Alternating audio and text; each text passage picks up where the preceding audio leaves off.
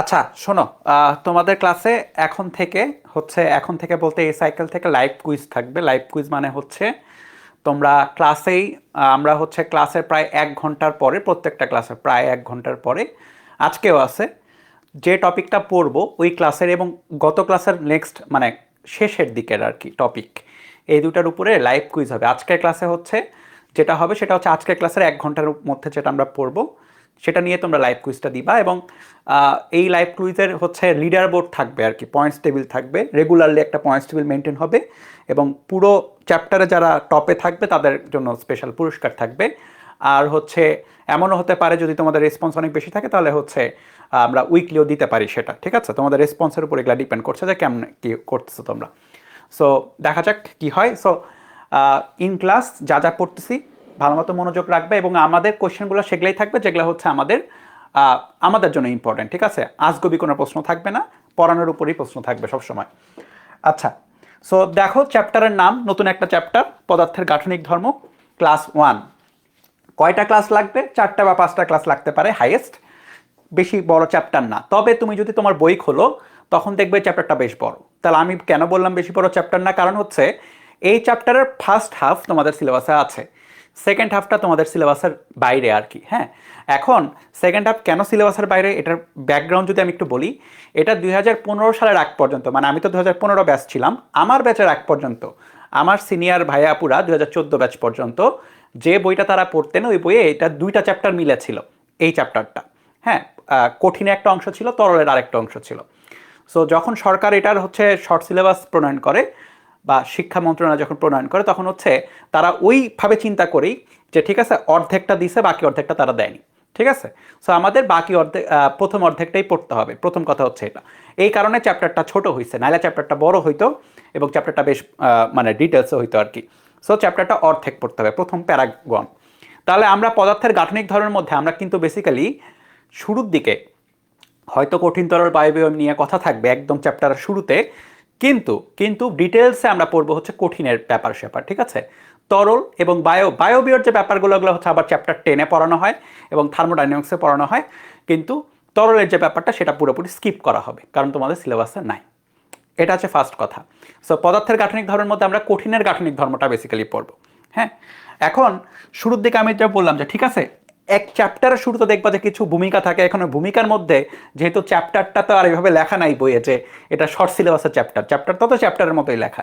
So ভূমিকার মধ্যে তোমার কঠিন তরল বায়বীয় সবারই কথা আছে, ঠিক আছে?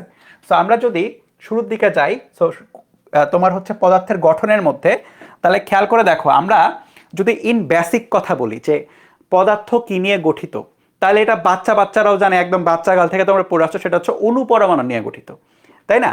পদার্থের গঠনের মধ্যে কি আছে? পদার্থের গঠনের মধ্যে আছে অণু এবং পরমাণু আছে, যে কোনো পদার্থ। তুমি আমি আমরা যে গ্যাসটা হচ্ছে, যে অক্সিজেন গ্যাসটা হচ্ছে নিঃশ্বাসের সাথে নিচ্ছি, নিঃশ্বাস না মানে প্রশ্বাস, যাই হোক যাই বলো, নিচ্ছি আর কি, বা ত্যাগ করছি, সব কিছুই কি পদার্থ এবং সব কিছুই অণু পরমাণু দিয়ে গঠিত।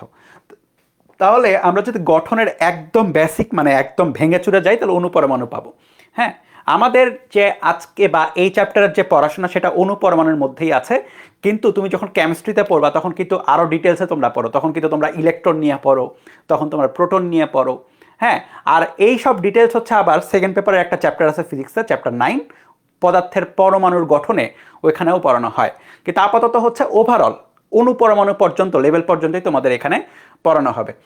এখন অণু পরমাণু দিয়ে যে গঠিত এইটা, অণুগুলা কিভাবে থাকে না থাকে এটা ছোটবেলা থেকেই এই রকম চিত্র তোমরা দেখেও আসছো এবং এই কথাগুলো হচ্ছে বইয়ে লেখা আছে, এই কারণে হচ্ছে আমি দেখাচ্ছি আর কি। সো তুমি বুঝতেই পারছো কোনটা কঠিন, কোনটা তরল এবং কোনটা বায়বীয়। এই বিকারের মধ্যে যেটা আছে সেটা একটা কঠিন পদার্থ অবশ্যই। কেন? কারণ কঠিন পদার্থের অণুগুলো একদম কাছাকাছি থাকে, ঠিক আছে? এবং এই যে একটা স্ট্রাকচার দেখতেছো না, দেখা একটা স্ট্রাকচার, কিন্তু খেয়াল করছো একটা কিউবিক্যাল একটা স্ট্রাকচার, কিউবের মতো ঘনবস্তুর মতো দেখা যাচ্ছে। যে কোনো কঠিন পদার্থ এরকম, যেরকম এটা একটা কঠিন পদার্থ। সো যে কোনো কঠিন পদার্থকে তুমি যখন জুম করবা, অনেক বেশি জুম করবা, কার থ্রুতে? মোবাইলের ক্যামেরার থ্রুতে না, কিসের থ্রুতে? মাইক্রোস্কোপের থ্রুতে। যখন জুম করবা তখন তুমি ইন ডিটেইলসে দেখতে পারবা যে এইরকম কিছু শেপ আছে। এখন প্রতিটা কঠিন পদার্থই কি এরকম শেপ? অ্যান্সার ইজ নো, পার্থক্য আছে। স্ট্রাকচারের পার্থক্য আছে। তবে এই যে স্ট্রাকচারগুলোকে, এই স্ট্রাকচারগুলোকে বলা হয় crystal, crystal structure, crystal structure. এবং এখানে তুমি খেয়াল করতে পারছো যে এখানে কি হচ্ছে, এখানে অণুগুলোর মধ্যে কি হচ্ছে, অণুগুলোর মধ্যে হচ্ছে আন্তঃনবিক আকর্ষণ বলটা সবচেয়ে বেশি। এগুলা বলা লাগবে না, এগুলা জাস্ট তোমরা জানো, জাস্ট লিখে দিই আর কি। আকর্ষণ বল হাইয়েস্ট, এবং এখানে যেটা হচ্ছে যে তোমার আন্তঃনবিক যে দূরত্ব অণুগুলোর মধ্যে, সেটাও সবচেয়ে কম, তাই না? সো আন্তঃনবিক বলটা হাইয়েস্ট এবং আন্তঃনবিক দূরত্বটা সবচেয়ে কম দেখাই যাচ্ছে, তাই না? এটা যে কেউ বুঝতে পারবে। তবে আরেকটা জিনিস এখানে, মানে এইটা হওয়ার ফলে কি হইলো, এইটা হওয়ার ফলে যেটা হইলো সেটা হচ্ছে কঠিন পদার্থকে সহজে বিকৃত করতে যায় না, একটু প্যারা হয়। মানে কঠিন পদার্থকে তুমি সহজেই, মনে করো যে এই যে কঠিন পদার্থ তুমি মনে করলা যে বিকৃত করে দিবা, সহজে করতে পারবা না, পারবা, অনেক বেশি বল প্রয়োগ করতে হবে, অনেক বেশি শক্তি লাগবে, তাহলে তুমি পারবা, তাছাড়া তুমি প্রয়োগ করতে পারবা না। কারণটা হচ্ছে এই কারণে, এখন কঠিন পদার্থের অণুগুলো যদিও এখানে ফিক্সড, কিন্তু বেসিক্যালি এটা ফিক্সডও না। তুমি যদি একদম মাইক্রোস্কোপ দিয়ে দেখো তখন দেখবা যে প্রতিটা মোমেন্টে তারা একটু ভাইব্রেট করতেছে। ভাইব্রেশন মানে তো বোঝো, তারা একটু নড়াচড়া করার ট্রাই করতেছে, কিন্তু ওইভাবে পারবে না, একটু হালকা ভাইব্রেশন থাকবে আর কি, এদিক সেদিক যাওয়ার চেষ্টা করবে, ভাইব্রেশন থাকবে। এখন এই ভাইব্রেশনটা কিসের উপর নির্ভরশীল? এখন এই ভাইব্রেশনটা নির্ভরশীল হচ্ছে টেম্পারেচারের উপরে। যদি তাপমাত্রা বাড়াও, টেম্পারেচার বাড়ালে কি হবে? টেম্পারেচার বাড়ালে ভাইব্রেশনটা বাড়বে। কেন টেম্পারেচার বাড়ালে ভাইব্রেশন বাড়ে? কারণ টেম্পারেচার কি? তাপ কি? এক প্রকারের শক্তি। এখন তুমি যখন শক্তি দিচ্ছ, ধরো তুমি কোথাও কাউকে শক্তি দিলা, তুমি বলা যে ঠিক আছে দোস্ত আমি তোকে 100 জুল এনার্জি দিলাম। এখন শক্তি তো কেউ এমন না যে শক্তি তুমি হচ্ছে পকেটের মধ্যে রেখে দিলা, এরকম কিছু না। শক্তিটা হচ্ছে যেই সিস্টেমই শক্তি পায় না কেন, ওই সিস্টেমটা অবশ্যই সেই শক্তিকে নিজের মধ্যে নিয়ে অবশ্যই সেটা একটা বহিঃপ্রকাশ ঘটাতে হবে। এখন তুমি যদি টেম্পারেচার বেশি দাও তাহলে তাপ শক্তি প্রয়োগ করলা বেসিক্যালি, এবং তাপ শক্তি প্রয়োগ করলে ওই শক্তিটা এই অণুগুলোর মধ্যে গতিশক্তি আকারে দেখা যাবে, ঠিক আছে? সো গতিশক্তিটা বাড়বে, ভাইব্রেশন মানে হচ্ছে গতিশক্তিটা ওভারঅল বাড়ে। এখন তুমি যদি এনাফ পরিমাণে তাপ দিতে পারো, খেয়াল করো এমনিতেই ভাইব্রেট করতেছে, তুমি যদি এনাফ পরিমাণে তাপ দিতে পারো তখন কি হবে? অনেক বেশি পরিমাণে তাপ দিয়ে ফেললে তারা ভাইব্রেশনটা এতটাই বেশি হয়ে যাবে যে তারা পরস্পর পরস্পর থেকে দূরে সরা শুরু করবে, বা অনেক আন্তঃআণবিক আকর্ষণ বলটা কমে যাবে। খেয়াল করছো? সো দূরে করা শুরু করলে কি হবে? সেটা তরলে কনভার্ট হয়ে যাবে। এইভাবেই হচ্ছে আমরা বরফকে কিসে কনভার্ট করতে পারি? পানিতে কনভার্ট করতে পারি, অনেক বেশি হিট দিলে। তাহলে এখানে যেটা হচ্ছে, এই যে স্ট্রাকচারটা তখন আর ক্রিস্টাল ভাবে নাই, তখন তারা তরল স্ট্রাকচারে চলে গেছে।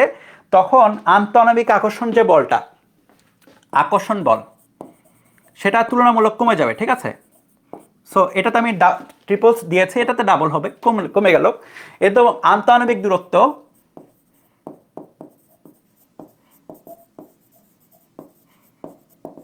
বেড়ে যাবে, তাই না? আন্তঃআণবিক দূরত্ব বেড়ে যাবে, সহজ হিসাব। এবং তুমি এরপরে এই যে তারা ভাইব্রেট করতেছে নির্দিষ্ট একটা ইয়েতে, কি বলে যে তালে, এখন তুমি যদি তাদেরকে আরো বেশি, এখন খেয়াল করে দেখো যে আমি একটু এটার কথা একটু বলে নিই। এটার ফলে সুবিধাটা কি হইলো? এটার ফলে সুবিধাটা হচ্ছে তুমি হচ্ছে এক জায়গায় এক গামলা পানি নাও, এক গামলা পানি নেওয়ার পরে তুমি ফু মারলেও দেখবা, পানিতে ফু মারতেছো তাও দেখবা যে পানি নড়তেছে। মানে খুবই কম বল প্রয়োগ করলেও সেটা বিকৃত হওয়া শুরু হবে, ঠিক আছে? বা তুমি তাকে যে কোনো শেপে রাখতে পারবা, তুমি বালতিতে রাখতে বালতির শেপে চলে আসবে, তুমি কি বলে যে তুমি একটা বাটিতে রাখো বাটির শেপে চলে আসবে, গ্লাসে রাখো গ্লাসের শেপে চলে আসবে। কিন্তু এটা ক্ষেত্রে সম্ভব হয় না, এটার ক্ষেত্রে সম্ভব হচ্ছে। এখন এর পরবর্তীতে তুমি যদি আরো হিট প্রয়োগ করো, কি হবে? আরো হিট প্রয়োগ করে দিলা, কি হলো? সেটা মধ্যে এই যে আকর্ষণ বল, এটা কমে যাবে অনেক, এবং দূরত্ব, আন্তঃআণবিক যে দূরত্বটা সেটা অনেক বেশি বেড়ে যাবে, এবং তখন পদার্থটা বায়বীয় বা গ্যাসীয় হয়ে যাবে। এবং এখানে ছোটাছুটি অনেক বেশি, এটা অটোমেটিক্যালি ছোটাছুটি করতে থাকবে। হ্যাঁ, তুমি এত বেশি হিট দিছো, হ্যাঁ এত বেশি এনার্জি এখানে দিছো যে অটোমেটিক্যালি এটা ছোটাছুটি করতে থাকে। এবং ছোটাছুটি করে বলেই বায়ু আমরা সহজেই নিঃশ্বাসের মাধ্যমে প্রশ্বাসের মাধ্যমে সেবন করতে পারি। এটা যদি একটু ডিফিকাল্ট হইতো, হ্যাঁ, সেবন করাটা ডিফিকাল্ট হয়ে গেলে ঝামেলা হয়ে যেত। ঠিক আছে, ঠিক আছে, ক্লাস ঠিক আছে তো? চলে না ঠিকঠাক? চলতেছে, চলো। তাহলে এই হচ্ছে সেই বেসিক ব্যাপার স্যাপার যেটা তোমাদের ক্লাস 8, 9, 10 সব জায়গাতেই ছিল। এখানে জাস্ট নতুন একটা ওয়ার্ড হয়তো শিখতেছো, সেটা হচ্ছে ক্রিস্টাল স্ট্রাকচার। এখন এই ক্রিস্টাল স্ট্রাকচারের পুরো ডিটেলস পড়া লাগবে না, কারণ বই ওভাবে নাই, লাগবে না, জাস্ট নামটা লাগবে যে ঠিক আছে ক্রিস্টাল স্ট্রাকচার। এখন ক্রিস্টাল স্ট্রাকচার যদি একটু ফিল করতে চাও, এই কারণ হচ্ছে আমি একটা ছবি এখানে রাখছি আর কি, যদি একটু ফিল করতে চাও আর কি। এইটা কি? এটা হচ্ছে লবণ, লবণ, সোডিয়াম ক্লোরাইড। হ্যাঁ, এটা লবণ। সোডিয়াম ক্লোরাইডের ক্রিস্টাল, সোডিয়াম ক্লোরাইডের ক্রিস্টাল কিভাবে পাবা? সবার বাসা বাড়িতে আছে সোডিয়াম ক্লোরাইড। এক টুকরা নিবা, এক টুকরা, এক টুকরা নেওয়ার পরে তুমি যদি অনেক ডিটেলসে জুম করো, হ্যাঁ, অনুবীক্ষণ যন্ত্র সাহায্যে, কারো কারো কলেজে দেখবো অনুবীক্ষণ যন্ত্র আছে, ঠিক আছে, তুমি যদি টিচারদের একটু হলেও কি বলে যে একটু রিকোয়েস্ট করো, খুব যদি তোমার টিচাররা যদি অনেক সহানুভূতিশীল হয় তোমার প্রতি বা অনেক বেশি কেয়ার করে, তখন হয়তো বা অ্যালাউ করতে পারে দেখার জন্য, আচ্ছা ঠিক আছে আমি সহ গিয়ে তোমাকে একটু দেখাই দিব। সো তোমরা চাইলে দেখতে পারো। সো এটা জুম করলে এরকম দেখা যাবে একটা ছোট ক্রিস্টাল।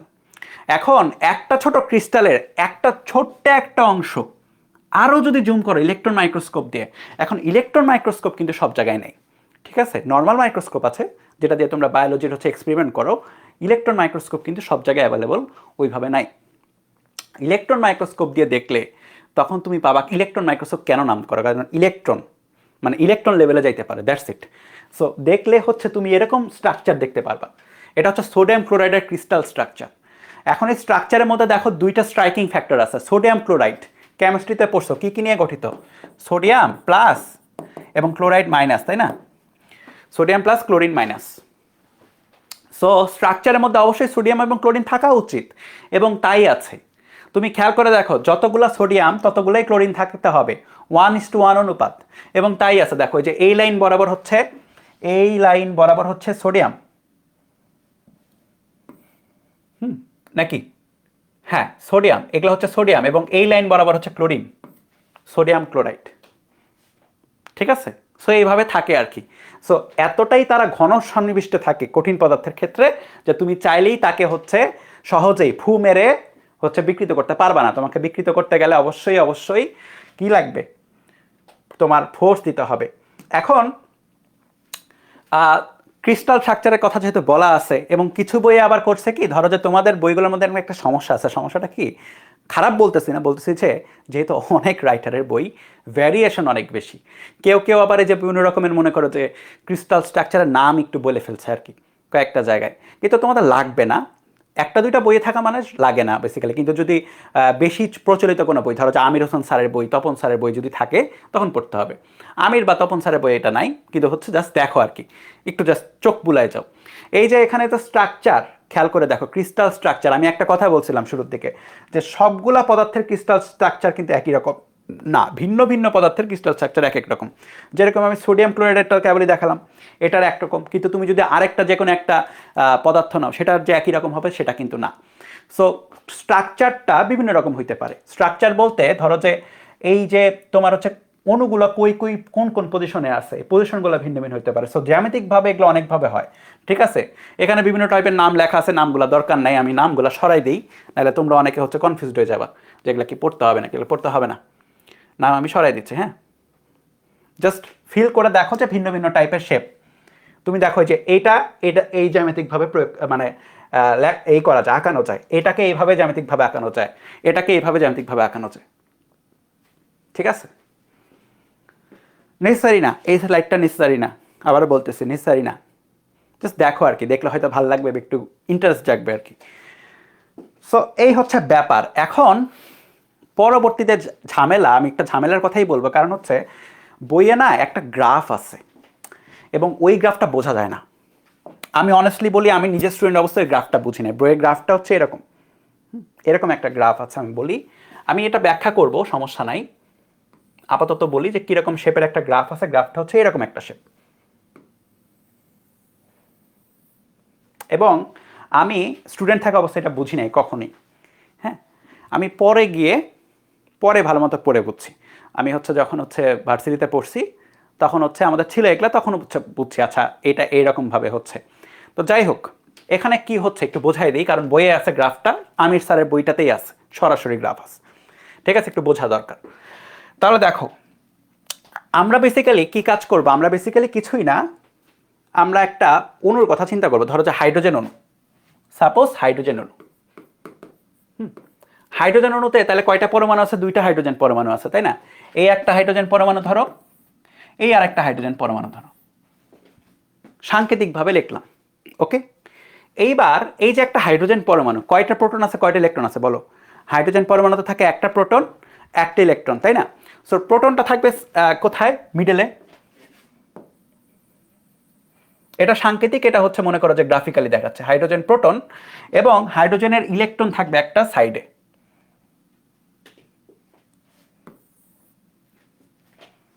একটা হাইড্রোজেন ইলেকট্রন, প্রোটন এবং ইলেকট্রন, হ্যাঁ, ওকে।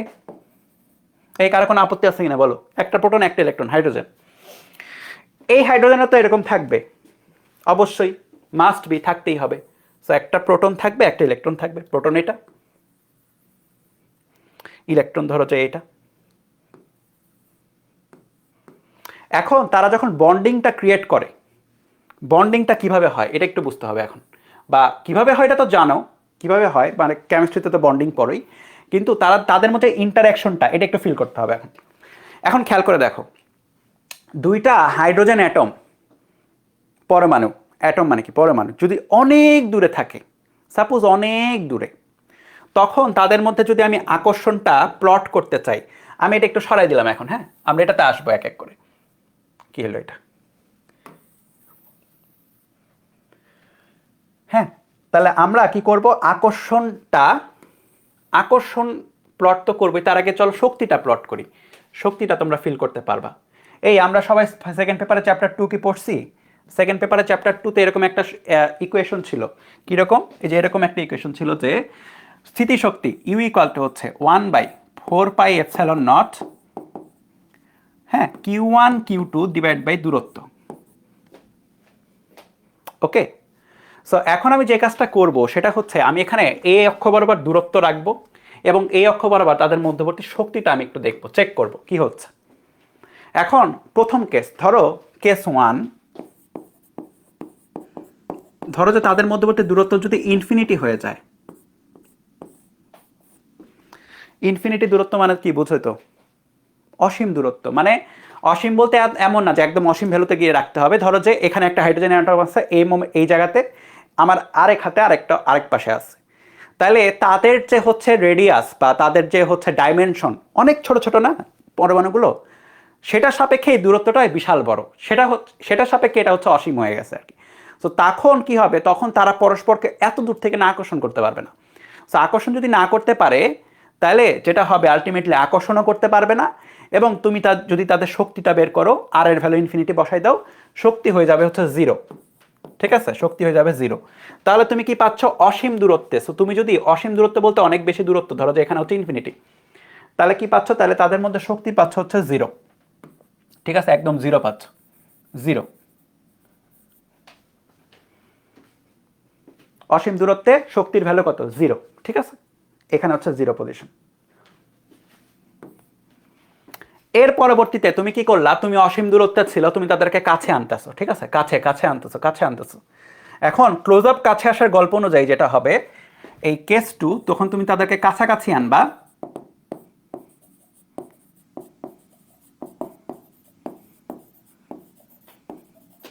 কাছাকাছি আনলে যেটা হবে, ইলেকট্রন এবং প্রোটন পরস্পরকে আকর্ষণ করে ফেলবে, ইলেকট্রন এবং প্রোটন পরস্পরকে আকর্ষণ করবে,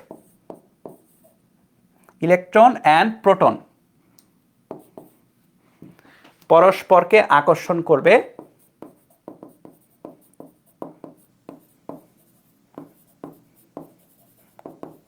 এখন পরস্পরকে আকর্ষণ করলে কি হবে, তুমি খেয়াল করে দেখো, তাদের তুমি যদি ভ্যালুটা বসাও, তুমি আর এর ভ্যালু তো ইনফিনিটি না, কমাইছো, তাহলে নির্দিষ্ট একটা ভ্যালু পাবা।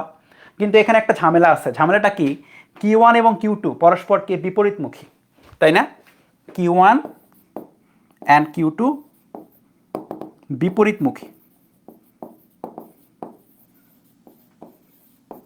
সুতরাং ইউ যেটা হবে সেটা নেগেটিভ হবে, খেয়াল করছো? ইউ ইকুয়াল টু কত? Q1 Q2/R। Q1 আর Q2 যদি বিপরীতমুখী হয়, একটা প্লাস একটা মাইনাস, ইউ কি হবে? নেগেটিভ হয়ে যাবে। নেগেটিভ তো হবেই, এবং ইউ সমানুপাতিক কিন্তু 1/R।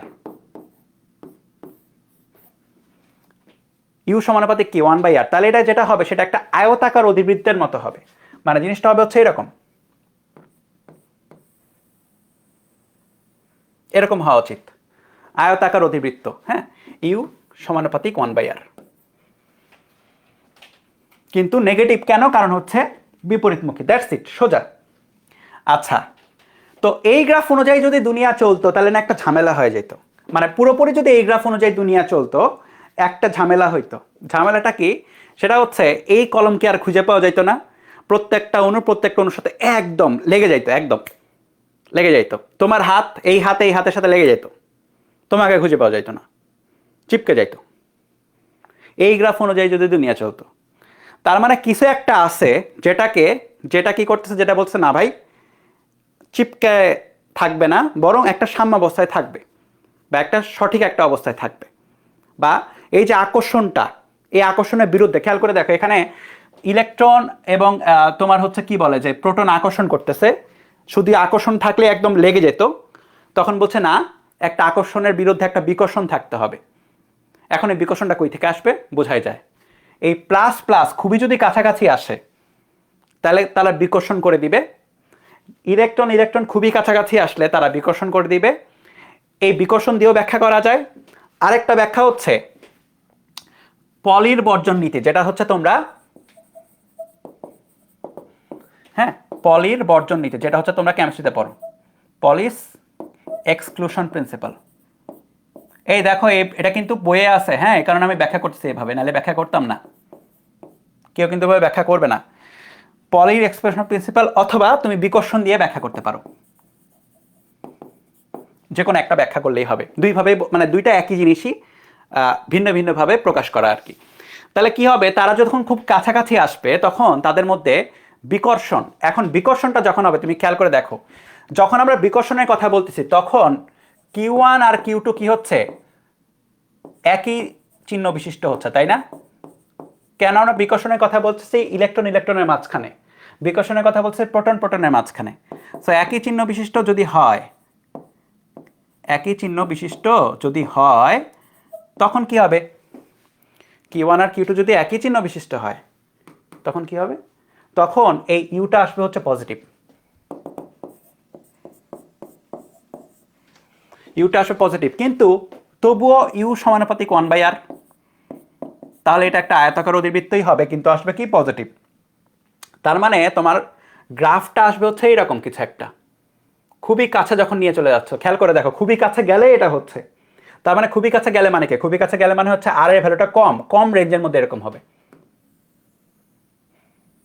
তাহলে কি হচ্ছে? তাহলে তুমি খেয়াল করে দেখো, এই টোটাল এনার্জি যখন আমি বের করছি তখন বিকর্ষণ ধর্মী কিছু এনার্জি থাকতেছে বিকর্ষণের কারণে, মানে সরি আকর্ষণের কারণে কিছু এনার্জি নিচে, এবং বিকর্ষণের কারণে কিছু এনার্জি উপরে পাচ্ছি। সো টোটাল এনার্জি কত হবে? টোটাল এনার্জি হবে এই দুটার যোগফল, টোটাল এনার্জি। এইদিকে কিছু এনার্জি, এইদিকে কিছু, টোটাল করে দিবা যোগফল। তাহলে যোগফল তোমার কিরকম হবে? যোগফলের শেপটা হবে হচ্ছে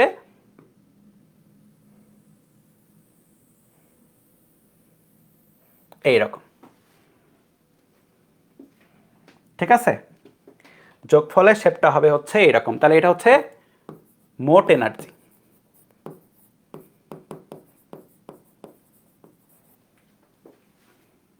তাহলে খেয়াল করে দেখো মোট এনার্জি কোথায় সর্বনিম্ন? একটা পয়েন্ট আছে, এই পয়েন্টে মোট এনার্জিটা সর্বনিম্ন। পয়েন্টটা কোথায়? পয়েন্টটা হচ্ছে এই পয়েন্ট। খেয়াল করো মোট এনার্জির ভ্যালুটা সর্বনিম্ন কোথায়? এই ভ্যালুতে, তাই না? এটা এটা একটু তোমার হচ্ছে এখানে একটা ব্যাপার আছে, সিগনিফিক্যান্ট একটা ব্যাপার আছে, এটা একটু পরে আমাদের দেখতে হবে। একটু পরে বলতে 5 মিনিটের পরের মধ্যে, হ্যাঁ, এটা বুঝতে হবে যে সিগনিফিক্যান্ট ব্যাপারটা কি হলো। এবং এটা কেমিস্ট্রির সাথে সম্পর্কিত, সব জায়গাতেই আছে, ফিজিক্স কেমিস্ট্রি দুইটাতেই আছে। তাহলে এটা গেল হচ্ছে তোমার কি বলে যে সেই পয়েন্টটা, যে পয়েন্টের এনার্জিটা একদম মিনিমাম। এই কারো কোনো অসুবিধা আছে কিনা বলো?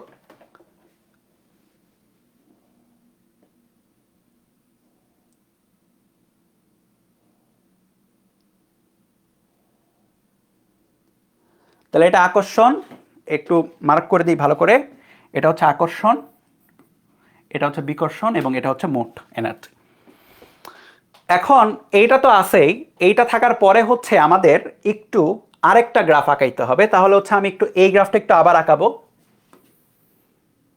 আমি করব কি, একবারেই হচ্ছে দুইটা গ্রাফ আঁকাবো ওখানে। হ্যাঁ,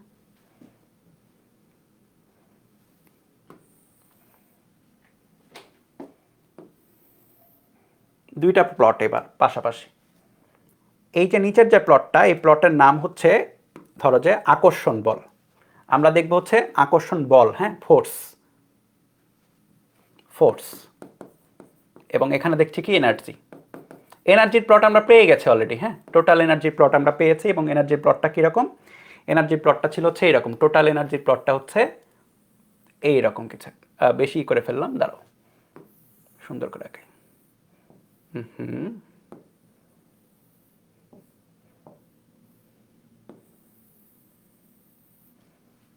এটা গিয়ে জিরোতে গিয়ে ঠেকবে। হ্যাঁ, এক সময় এটা হচ্ছে আর, এটা হচ্ছে আর। ওকে, এবার ফোর্সের যে ব্যাপারটা, ফোর্স খেয়াল করে দেখো। ফোর্স তুমি হচ্ছে কয়েকভাবে ব্যাখ্যা করতে পারো। একটা ব্যাখ্যা তো এটা,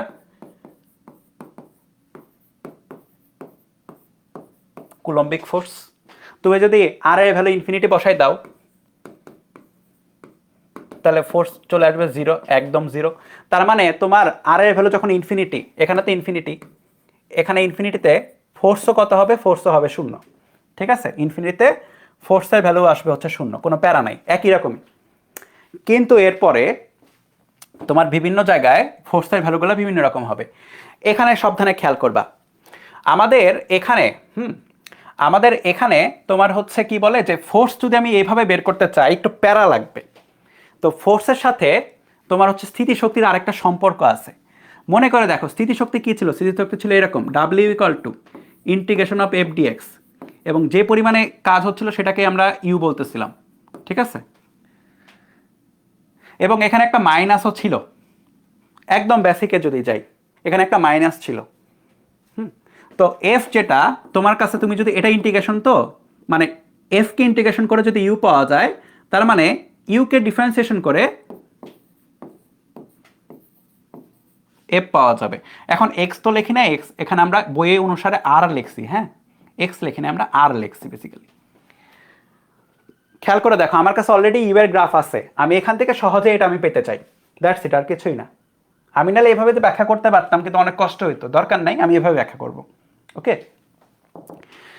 ধরো যে তোমার এটা পরীক্ষার হলে কখনো ব্যাখ্যা করাও লাগবে না। যেটা এমন হতে পারে পরীক্ষার হলে করবে কি, এখান থেকে না এমসিকিউ দিবে, কোনটা কোন পয়েন্ট আমি দেখাবো। আজকে আমাদের কুইজে এমসিকিউ আছে, যেটা বোর্ড প্রশ্ন আর কি, অলরেডি এখান থেকে আসা, এই টপিক থেকে আসা বোর্ড প্রশ্ন। ঠিক আছে, তো যাই হোক, এখানে হচ্ছে এইটা। এখন তুমি খেয়াল করে দেখো, এটা নর্মাল ছোট্ট ডিফারেন্সিয়েশন। ছোট্ট ডিফারেন্সিয়েশন মানে হচ্ছে, তুমি খেয়াল করে দেখো, যখন এটার ভ্যালু জিরো, তখন জিরোকে ডিফারেন্সিয়েশন করলে ভ্যালু আসবে জিরো। আর ডিফারেন্সিয়েশন মানেটা কি? ডিফারেন্সিয়েশন মানেটা হচ্ছে, ডিফারেন্সিয়েশন মানে কি, ঢাল বের করা, আর কিছুই না। তুমি খেয়াল করে দেখো, এই যে সর্বনিম্ন একটা পয়েন্টের কথা আমি বলছিলাম না, যে পয়েন্টে হচ্ছে কি হচ্ছে, যে পয়েন্টে শক্তি হচ্ছে জিরো, এনার্জি জিরো, এই পয়েন্টে খেয়াল করে দেখো, এই পয়েন্টে ঢাল কত? এই পয়েন্টে ঢাল কিন্তু হচ্ছে শূন্য। এই পয়েন্টে ঢাল কত? শূন্য। তাহলে ঢাল যদি শূন্য হয়, নেগেটিভ অফ ঢাল, নেগেটিভ অফ জিরো কত? জিরো। তার মানে এই পয়েন্টে, তুমি যদি এই পয়েন্টটাকে একটু বড় করো, এই গ্রাফে নিয়ে চলে আসো, তাহলে এই পয়েন্টে কি হবে? এই পয়েন্টে এই শক্তিটা, এনার্জিটা হবে শূন্য। কারণ এনার্জি কি, সরি, ফোর্সটা হবে শূন্য। কারণ ফোর্সটা কি? ফোর্সটা হচ্ছে এনার্জির ডিফারেন্সিয়েশন, তো আর কিছুই না, এনার্জির ডিফারেন্সিয়েশন। তো তুমি এটা জিরো, ঢাল মানে কি? ডিফারেন্সিয়েশন। তাহলে ঢাল কত? জিরো।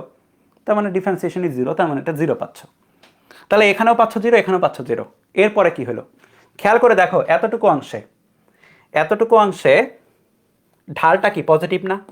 ঢালটা পজিটিভ, মানে বাড়তেছে, ঢালু, বেশি ঢালু, বাড়তেছে কিন্তু। হ্যাঁ, বাড়তেছে। কিন্তু এতটুকু অংশে ঢালটা একটু কম। এটা একটা পাহাড়ের মতো, খেয়াল করছো? এই পাহাড়ের এখানে এখানে উঠতে কষ্ট বেশি হবে, কারণ এটা ঢালু বেশি। মানে এখানে ঢালুর, তুমি যে ঢালের যে ভ্যালুটা একটু বেশি পাবা, কিন্তু এখানে ঢালুর ভ্যালুটা কম। সো এখানে যদি ঢালের ভ্যালুটা বেশি হয়, কিন্তু বেশি হলেও কি হবে, এটা নেগেটিভ তো। সো ঢালটা হবে নেগেটিভ দিকে বেশি, তাহলে ঢালটা কি হবে, এই পয়েন্টের জন্য ঢালটা হবে হচ্ছে এরকম। তারপরে কি হবে, এই পয়েন্টে গেলে ঢালটা কমে যাচ্ছে কিন্তু নেগেটিভ, তাহলে পয়েন্টে গেলে তোমার হচ্ছে ঢালটা হবে এরকম।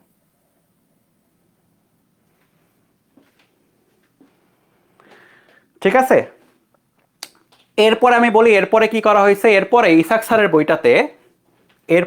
স্যারের বইটাতে না দুইটা গ্রাফকে একত্রিত করে লেখা, এই কারণেই হয় সমস্যা, পোলাপান বুঝতে পারে না। এটা বইয়ের কোনো দোষ না, মানে এটা হচ্ছে টিচার দায়িত্ব আর কি, ব্যাখ্যা করা। হ্যাঁ, দুইটা গ্রাফকে একত্রিত করা, তাহলে এটা আর এখানে যদি গ্রাফ দুটাকে আমি একত্রিত করি,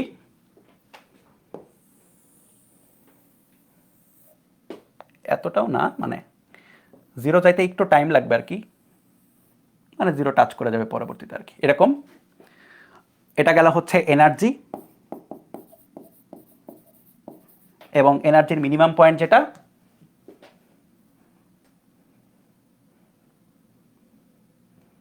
ওই মিনিমাম পয়েন্টে কি হবে, মিনিমাম পয়েন্টে যাওয়ার পরে খেয়াল করো ওই মিনিমাম পয়েন্টেই কত, ফোর্স হচ্ছে 0, মিনিমাম পয়েন্টেই ফোর্স 0, এবং এটা এরকম, এটা হচ্ছে ফোর্সের গ্রাফ, এনার্জি এবং ফোর্সের গ্রাফ এরকম। ঠিক আছে, এখন তুমি যদি এটাকে এই পাশে এক্সটেন্ড করো, জিনিসটা না এরকম আসবে।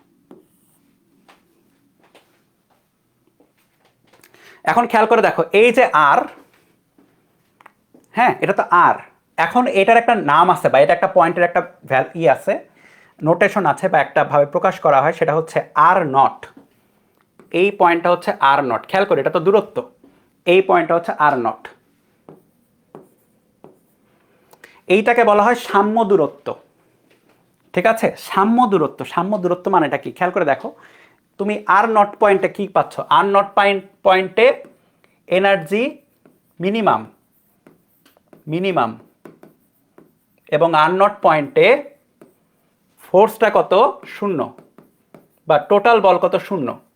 এখন ধরো আমি একটা কথা বলি, ধরো একটা উদাহরণ বলি, ধরো যে এই দুইটা হচ্ছে দুইটা অণু, ঠিক আছে, ধরো দুইটা অণু, এখন ধরো একটা পজিশনে আছে, তাদের মধ্যে ফোর্সটা হচ্ছে আকর্ষণধর্মী, তাহলে তারা পরস্পর আকর্ষণ করে চলে আসবে। আবার আরেকটা পজিশন ধরো যেখানে তাদের মধ্যে এটা বিকর্ষণধর্মী, কি বলে যে ফোর্সের বিকর্ষণ করতে যাবে। সো আমার এমন একটা পয়েন্ট দরকার যেখানে এটা স্টেবল হবে। ধরো যে এই বস্তুটার প্রত্যেকটা অণু যদি স্টেবল না হয়, বস্তুটাকে বস্তুর মতো থাকবে না, বিখরে যাবে। কিন্তু এটা তো বস্তুর মতোই, সুন্দর একটা বস্তু, স্টেবল, স্থির। তার মানে কি, এটার মধ্যে যে অণুগুলো আছে এরা স্থির অবস্থায় আছে বা স্টেবল অবস্থায় আছে। তার মানে কি, তাদের মধ্যে হয় কোনো রকম আকর্ষণও নাই, কোনো রকম বিকর্ষণও নাই। তাহলে ফোর্সটা কত, টোটাল ফোর্স ওই পয়েন্টে কত, 0। দ্যাটস ওয়াই আর নটটা হচ্ছে সাম্যাবস্থা। এই সাম্যাবস্থায় থাকলে কি হয়, ফোর্সটা হবে 0। তাহলে এই আমাদের আর নটটাই দরকার, কেন, কারণ এটাই স্টেবল পজিশন। এবং স্টেবল পজিশন কখন থাকে, যে কোনো তুমি পৃথিবীর যে কোনো জিনিসকে তুমি যদি এনার্জি দাও, তাহলে সেটা আনস্টেবল হয়ে যায়। আনস্টেবল মানে তো বুঝো, অস্থিতিশীল।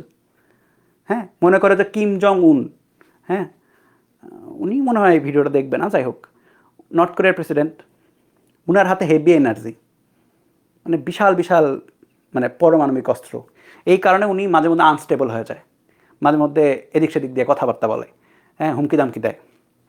তো যে দেশের এগুলা পাওয়ার বেশি, সেই দেশটা আনস্টেবল কথাবার্তা বেশি বলে।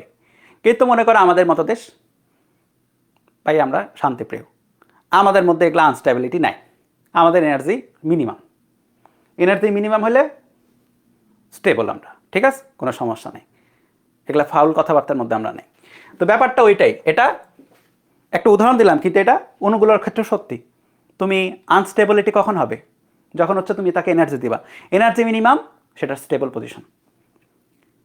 ঠিক আছে, তোমরা দেখবা যে জৈব যৌগ যখন পড়বা, কার্বনের দেখবা হচ্ছে আনস্টেবল পজিশন আছে, সি স্টার দ্বারা প্রকাশ করা হবে, অস্থিতিশীল।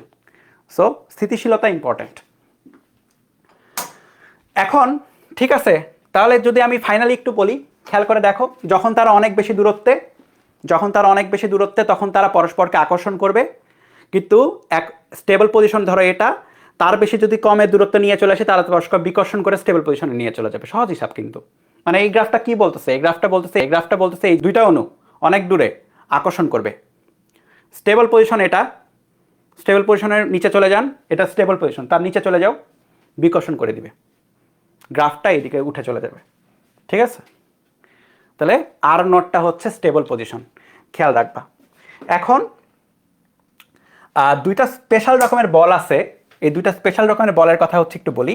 সেটা হচ্ছে একই পদার্থের অণু, একটু লেখো এটা, এই দুটো এমসিকিউর জন্য ইম্পর্টেন্ট। একই পদার্থের অণুগুলোর মধ্যে যে আকর্ষণটা, সেটা একটা নাম আছে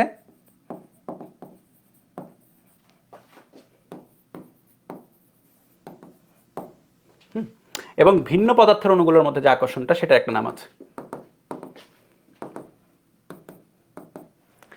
একই পদার্থের অণুগুলোর মধ্যে আকর্ষণটা হচ্ছে সংশক্তি। হ্যাঁ, আর ভিন্ন পদার্থের অণুগুলোর মধ্যে আকর্ষণ হচ্ছে আসঞ্জন। সংশক্তি বল, আসঞ্জন বল। কেন বলতেছি, কারণ এই দুইটা এমসিকিউতে আসে, বোর্ডে আসে, ভর্তি পরীক্ষা আসে, সব জায়গায় আসে। ফোর্সেরটা বুঝো নাই? আচ্ছা, ফোর্সেরটা কেন বুঝো না আমাকে বলো। তোমাদের ডিফারেন্সিয়েশন করা হয়েছে, ইয়েস অর নো, সেটা আমাকে বলো। ডিফারেন্সিয়েশন করছো, yes or no? Differentiation yes or no? Differentiation না করলে বুঝতে পারা হবে। ডিফারেন্সিয়েশন যদি করে থাকো খুব ইজি।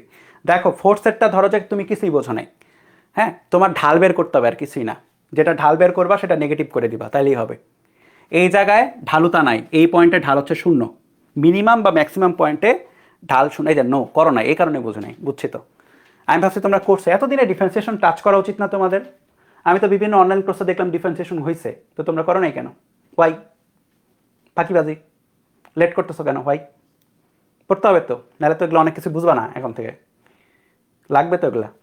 আচ্ছা দেখো, এই পয়েন্টে ঢাল 0, মানে এই পয়েন্টে তুমি একটা সোজা রাস্তার কথা চিন্তা করতে পারো। হ্যাঁ, একটু বেসিক দিয়ে বলি যাও। এই পয়েন্টে ঢাল 0, সোজা রাস্তা, সো ঢাল 0, এই কারণে ফোর্স হবে এই পয়েন্টে 0। ঠিক আছে, এই পয়েন্টে ঢাল কত? এই পয়েন্টেও দেখো সোজা রাস্তা, খেয়াল করছো? ঢাল 0, ফোর্স হবে 0, তাহলে এই পয়েন্টেও ফোর্স 0, এই পয়েন্টে গিয়েও ফোর্স 0। এই জায়গাটাতে ঢাল বেশি, পজিটিভ ঢাল বলা হয় এটাকে, পজিটিভ ঢাল। হ্যাঁ, কিন্তু পজিটিভ হলেও ঢাল বেশি হলেও এটা নেগেটিভ, তার মানে আলটিমেটলি অ্যান্সারটা হবে এরকম, নেগেটিভলি ঢাল। আবার এই জায়গায় ঢালুতাটা ওটা হচ্ছে কম, খেয়াল করে দেখো, এই জায়গাটা বেশি ঢালু বা হাতটা মানে ঢালটা বেশি। এই জায়গায় গাড়ি চালানোটা কঠিন, এই জায়গায় গাড়ি চালানো তুলনামূলক সোজা। মনে করো একটা গাড়ি নিয়ে যাচ্ছে, আর কিছুই না, তাহলেই হবে তুলনামূলক সোজা, এবং ঢালটা হবে এরকম। কিন্তু নেগেটিভ দিকে কেন হলো? কারণ এই যে মাইনাস একটা চিহ্ন আছে, আর কিছুই না এটা। ঠিক আছে, তারপরে কি করছো? তারপরে তুমি এই দুইটাকে একসাথে আগাইছো ইসাক স্যারের বই অনুসারে। আমির হোসেন স্যারের বইটা খুলে দেখো, এখন এরকম একটা গ্রাফ আছে, বুঝতে পারবো।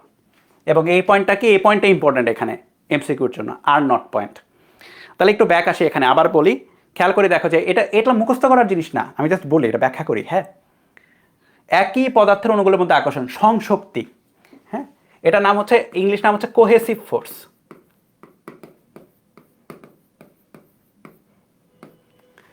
কো মানে কি? নিজেদের মধ্যে। কো মানে কি? নিজেদের মধ্যে। কোহেসিভ, নিজেদের মধ্যে আকর্ষণ বল।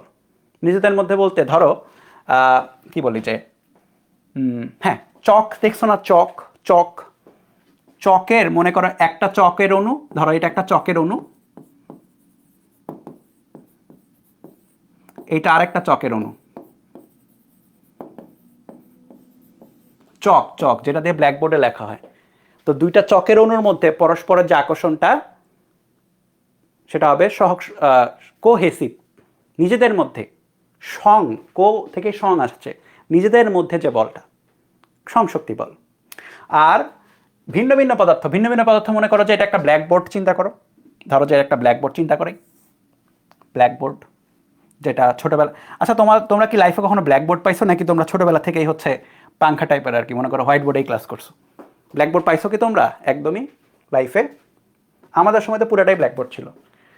সো এই যে ব্ল্যাকবোর্ড, এই ব্ল্যাকবোর্ডে মনে করো এখানে একটা চক দিয়ে তুমি কিছু একটা লেখছো, মনে করো লেখছো ক, চক দিয়ে। সো খেয়াল করে দেখো, ব্ল্যাকবোর্ডের অণু আছে পদার্থের তৈরি কোন একটা পদার্থ, সেটার অণু আছে, চক আলাদা পদার্থ, কিন্তু কোনো একটা জাদুর প্রভাবে কোনো কিছু একটা লেখলে ওখানে লেগে থাকে, কিছু তো একটা আছে, কোনো জাদু না বেসিক্যালি, এখানে একটা তাদের মধ্যে চকের অণু এবং ব্ল্যাকবোর্ডের অণুর মধ্যে একটা আকর্ষণ বল কাজ করে, সেটা হচ্ছে আসঞ্জন বল বা অ্যাডহেসিভ ফোর্স।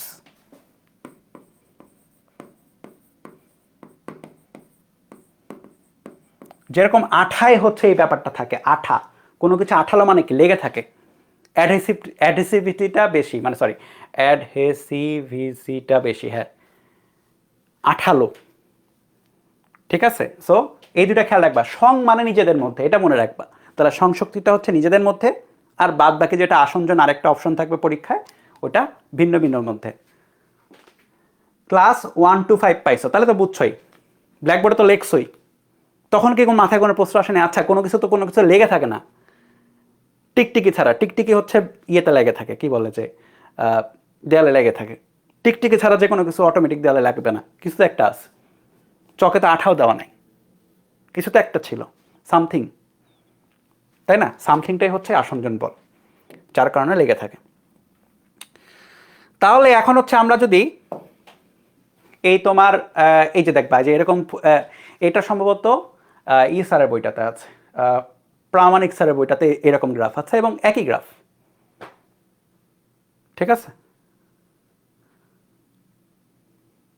এই যে আর নট পজিশনে দেখো, আর নট পজিশনে মোট বল হচ্ছে 0, এই পজিশনটা হচ্ছে আর নট, ইনফিনিটিতে মোট বল 0। এই গ্রাফটা আমি একটু আগে ব্যাখ্যা করছি, এটা মোট বলের গ্রাফ। আর ইসাক স্যারের বইটাতে আছে যে একটু আগে যেটা আঁকাইছিলাম সেটা। সো কনফিউজড হয়ে না, দুই গ্রাফ, একটা হচ্ছে 0 হয়ে যায় এই পজিশনে এবং আরেকটা হচ্ছে মিনিমাম হয়ে যায় এই পজিশনে, ফোর্স হবে 0, এনার্জি হবে মিনিমাম, ঠিক আছে। আমি উদাহরণ অনেক বলছি, হ্যাঁ কিম জং উনের উদাহরণ বলে দিছি, সো আশা করি ভুলবা না। তোমাদের এখন হচ্ছে আমি একটা কুইজ দিয়ে দেই নাকি, কি বলো? দিয়ে দাও কুইজটা, দাঁড়াও দেখি কয়জন কি পারে। এবং কুইজ কিন্তু রেগুলার হবে, পয়েন্টস টেবিল কিন্তু রেগুলার আপডেট হবে, হ্যাঁ তোমাদের প্রতিদিনের ফলাফল প্রতিদিনের সাথে সাথে পেয়ে যাবো। আমি হচ্ছে দাঁড়াও কুইজটা দিয়ে দিই, দাঁড়াও আমি হচ্ছে কমেন্টে পিন করে দিব, তোমরা কিছুই না, কুইজটা দিয়ে 4টা প্রশ্ন আছে এখানে, 4টা প্রশ্ন আছে এবং আরেকটা প্রশ্ন আছে এক্সট্রা, এটা কেমিস্ট্রি অনুযায়ী তোমরা পড়ছো, এটা পারা উচিত, হ্যাঁ এটা আগেই দিয়ে দিই আর কি, দেখি কয়জন কি পারে। 4টার মধ্যে 3টা আমি কেবলই পড়াইছি, আরেকটা হচ্ছে জাস্ট একটু এক্সট্রা, এটা অলরেডি কেমিস্ট্রিতে তোমাদের পড়া জিনিস। সো আমি তোমাদের টাইম দিব হচ্ছে সর্বোচ্চ 3 মিনিট, সহজ সহজ প্রশ্ন একদম, 3 মিনিট টাইম দিব আমি, দাঁড়াও দিচ্ছি আর কি, বলে নেই আর কি, 3 মিনিট টাইম দিচ্ছি, 4টা প্রশ্ন দ্রুত দিবা। আমি দাঁড়াও তোমাদের কাছে শেয়ার করি তাহলে।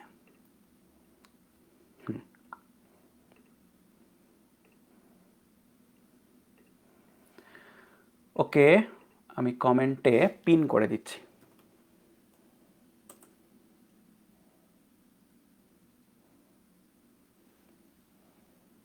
যাচ্ছে কমেন্টটা, কি ব্যাপার এখনো যায়নি?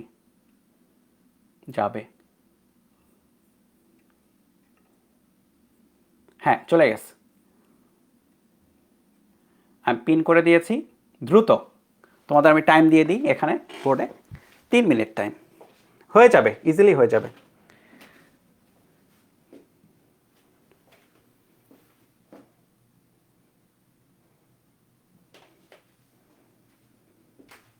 যাও করে আসো।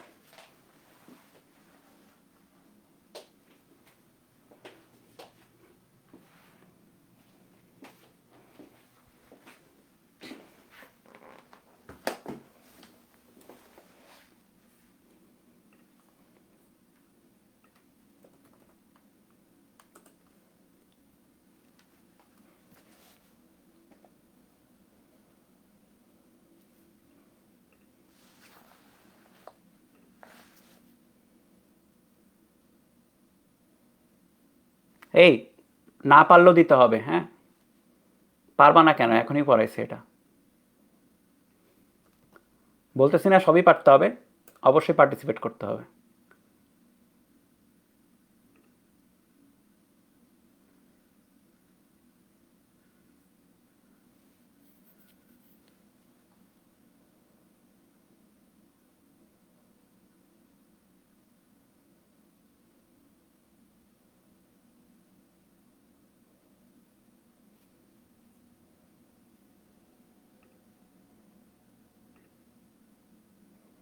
অলরেডি 3 জন অ্যান্সার দিয়ে দিয়েছে।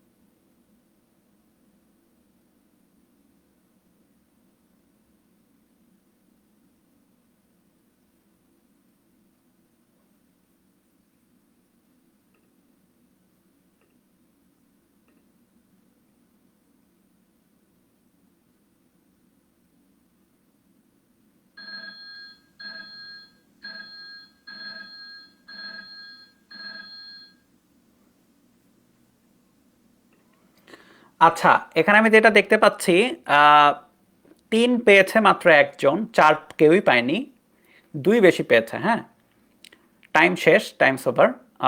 এখন আমি দাঁড়াও, এখানে কয়েকটা ব্যাপার আছে, ব্যাপারগুলো যদি বলি, আমি দাঁড়াও, আমি হচ্ছে ইয়েতে চাই, বোর্ডে কোশ্চেনটা আনি।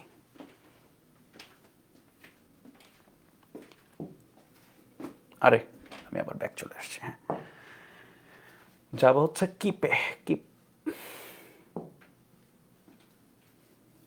এইটা ওপেন। ওকে, এটা পারছো সবাই, এটা মানে বারবার বারবার করে আমি বলছি, এবং আমি তো বললামই যে এটা আসে পরীক্ষা, এবং এটা আসা প্রশ্ন দেখতেও পাচ্ছ তোমরা। ঢাকা বোর্ড 15, চট্টগ্রাম বোর্ড 15, এবং এই আমি যেটা নিয়েছি সেটা হচ্ছে 2019 সালের বই থেকে, সম্ভবত বা কত সালের, তাহলে তারপরে আরও আসার কথা আর কি, আমি পরে আর চেক করিনি। সো এটা ক নাম্বার হওয়া উচিত, এবং ক নাম্বারই হবে, এটা পারা উচিত সবার। পারছো, এটা পারছো, এটা আমি দেখছি সবাই পারছো, মানে এগুলাই যদি ভুল করে তাহলে সমস্যা। এটা আমি বারবার কেবলই বলছি, এবং এটা 2টা ভ্যারিয়েশনের প্রশ্ন ছিল, আমি একটা দিছি। একটা ছিল একই পদার্থের মধ্যে কি, আর একটা হচ্ছে ভিন্ন পদার্থের মধ্যে কি। সো তোমরা 2টাই দেখছো। একই পদার্থের মধ্যে হচ্ছে সংশক্তি, গ নাম্বার রাইট অ্যান্সার করছো, এবং তোমরা সবাই এটা ঠিক করছো আর কি, কারো আমি দেখি নাই যে ভুল হয়েছে। ঠিক আছে, এর পরবর্তীতে আসো। এর পরবর্তীতে যে 2টা, এটার মধ্যে হচ্ছে তোমাদের এইটা কেমিস্ট্রিতেই থাকা উচিত, এবং কেমিস্ট্রিতেই থাকে, কিন্তু যদি এটা ফিজিক্সের মধ্যে আসে, আন্তঃআণবিক আকর্ষণ বল সর্বনিম্ন হয়। এই প্লাজমা যে নামটা, প্লাজমা মানে হচ্ছে, মনে করো যে একদম গ্যাস, গ্যাসকেও একদম বিশ্লিষ্ট করে দিলে, একদম অনুপারমাণবিক লেভেলে চলে গেলে প্লাজমা পাওয়া যায়। ঠিক আছে, সো এটাতে আকর্ষণ বল আরও বেশি কম থাকবে। সো প্লাজমাটা সর্বনিম্ন। ঠিক আছে, সো এটা হচ্ছে খ, এটা আমি আজকে বলি নাই, এবং এটা গেস ওয়ার্ক করে পারা উচিত ছিল, এবং এটা বেশিরভাগই ভুল করে ফেলছে, আমি বুঝলাম না কেন। ভ্যান্ডারওয়ালস বল গ নাম্বার হওয়া উচিত না? হ্যাঁ, সিলিকন, এটা ভুল করছো তোমরা বেশিরভাগই। তো ওই তো হইলো আজকের কুইজটা এটাই। নেক্সট কুইজে হচ্ছে আমরা ওই কি বলে যে আজকে নেক্সট যতটুকু পড়বে, এবং পরের দিন প্রথমে যতটুকু পড়বে একই রকমই, এবং এটা লিডার বোর্ড চলতে থাকবে। আজকে লিডার বোর্ড পেয়ে যাবো তোমরা ক্লাস শেষে। ক্লাস শেষে পোস্টার আমি বানিয়ে পোস্টারটা দিয়ে দিব। ওকে, চলো, এখন হচ্ছে আমাদের এখন হচ্ছে আমাদের আসল জিনিস আসতে হবে, সেটা হচ্ছে কঠিন পদার্থের জন্য গাঠনিক ধর্ম আর কি, কঠিন পদার্থের গাঠনিক ধর্ম।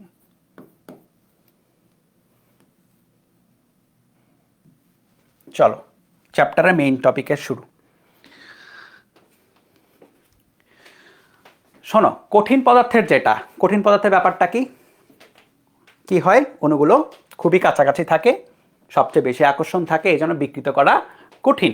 কিন্তু বিকৃত করা কঠিন মানে এই না যে বিকৃত করাই যাবে না, বিকৃত করা যাবে, বল প্রয়োগ করতে হবে, ভালো লেভেলের বল প্রয়োগ করতে হবে, তাহলে বিকৃত করা যাবে।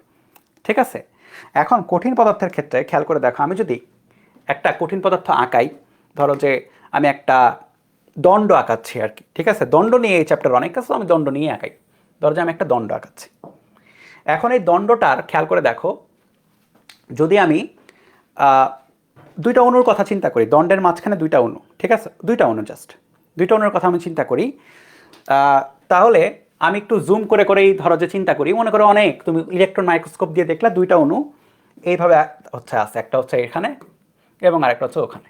তো তাদের মধ্যবর্তী যে দূরত্বটা,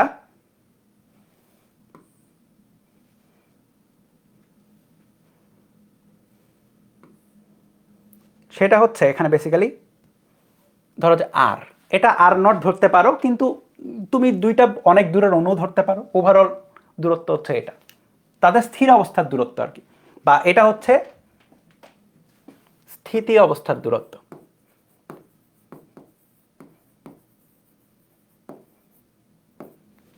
স্থির অবস্থা বা স্থিতি অবস্থা, ঠিক আছে।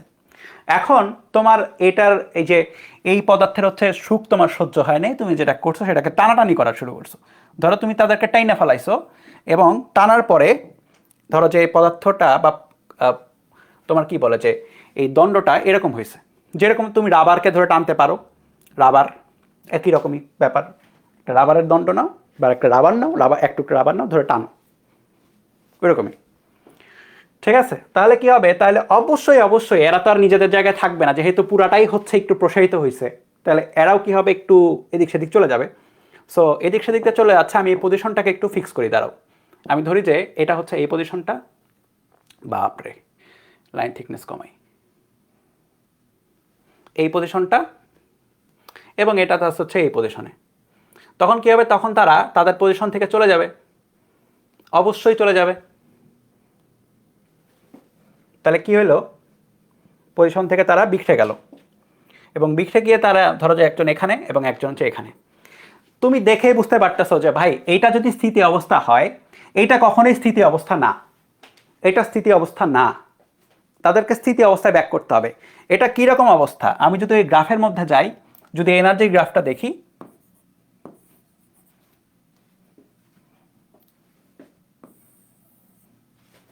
এরকম তো, দাঁড়াও, এরকম তো, যদি তুমি এনার্জিটা খেয়াল করে দেখো, তাদের মধ্যে স্থিতি অবস্থা কিন্তু এটা আর নট, কিন্তু তুমি কি করেছো, তুমি তাকে আরেকটু দূরে সরাই দিছো, তার মানে দূরত্ব বাড়াইছো, তো বেসিক্যালি এটা এখন ধরো যে এই জায়গায় অবস্থান করতেছে, অণুগুলো পরস্পর এই জায়গায় অবস্থান করতেছে। সো অণুগুলো কিন্তু ওই জায়গায় থাকতে চাইবে না, অণুগুলো বলবে না আমি আমার মিনিমাম পজিশনে যাব, হ্যাঁ, আমার কাছে অনেকগুলা অস্ত্র আছে, আমি অস্ত্রগুলা প্রয়োগ করে আমি আমার এনার্জি কমিয়ে ফেলবো, এটা হচ্ছে ব্যাপার। হ্যাঁ, সো মিনিমাম অবস্থানে যাওয়ার জন্য সে কি করবে, সে আবার আগের মতোই তার পুনরায় অবস্থায় ফেরত যেতে চাবে। সো পুনরায় অবস্থায় যদি সে ফেরত যাইতে চায়, পুনরায় অবস্থায় যদি ফেরত যাইতে চায়, হ্যাঁ, পুনরাবস্থায় যদি ফেরত যেতে চায়, ফিরে গেলে কি হবে, ফিরে গেলে সে ব্যাক করে যাবে, এবং ব্যাক করে, আরে দাঁড়ো সরি, ব্যাক করে হচ্ছে, একটু দাঁড়ো, এই ক্লাস বুঝতেছি তো, আমি অনেক স্লো পড়াচ্ছি আজকে, এবং এই টপিক আমি শুরুতে স্লোই পড়াই আর কি, কারণ এই টপিকের যে এখানে সমস্যা থাকে, চ্যাপ্টারের শুরুতেই এমন একটা গ্রাফ, যে গ্রাফটা দেখে চ্যাপ্টারের প্রতি বিতৃষ্ণা চলে আসে আর কি। যাই হোক, তাহলে কি হবে, পরস্পর ফিরে এসে তারা একই অবস্থায় ফেরত চলে আসবে। সো ব্যাক টু এই পজিশন, সে এই পজিশনে ব্যাক করবে, ঠিক আছে। তখন চিন্তা করলে, আচ্ছা আমি যদি দূরত্বটা বাড়াই দেই, দূরত্ব বাড়ানোর জন্য আমাকে কি করতে হচ্ছিল, অ্যাকচুয়ালি ফোর্স প্রয়োগ করতে হচ্ছিল, মাগনা মাগনা তো আর হবে না, তাই না, তুমি ফোর্স প্রয়োগ করছো বলে এটা হয়েছে, উদয় তো আর কখনোই জীবনে হবে না, ফোর্স প্রয়োগ করছে বলে এটা হয়েছে, তাছাড়া তো হওয়ার কথা না। আচ্ছা, খুব ভালো কথা প্রশ্ন করে হয়েছে। তুমি পড়া চিন্তা করো, তোমার মাথায় বিশাল বিটকালি বুদ্ধি আর কি, যে ঠিক আছে প্রসারণ করলাম আবার আগের অবস্থায়, এবার আমি ধৈর্য চাপ দিব, ধৈর্য সংকুচিত করবো, দেখি কি হয়। তো তুমি কি করলা, তুমি ধৈর্য এটাকে সংকুচিত করলা। তো সংকুচিত করার পরে জিনিসটা হয়ে গেল মনে করে এইরকম। হ্যাঁ, জিনিসটা হয়ে গেল এরকম।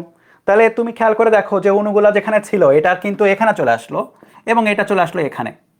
এবং তুমি যদি গ্রাফের কথা চিন্তা করো, তাদের মধ্যবর্তী যে দূরত্বটা কই চলে গেল, গ্রাফ যদি আঁকাই, সেম গ্রাফ,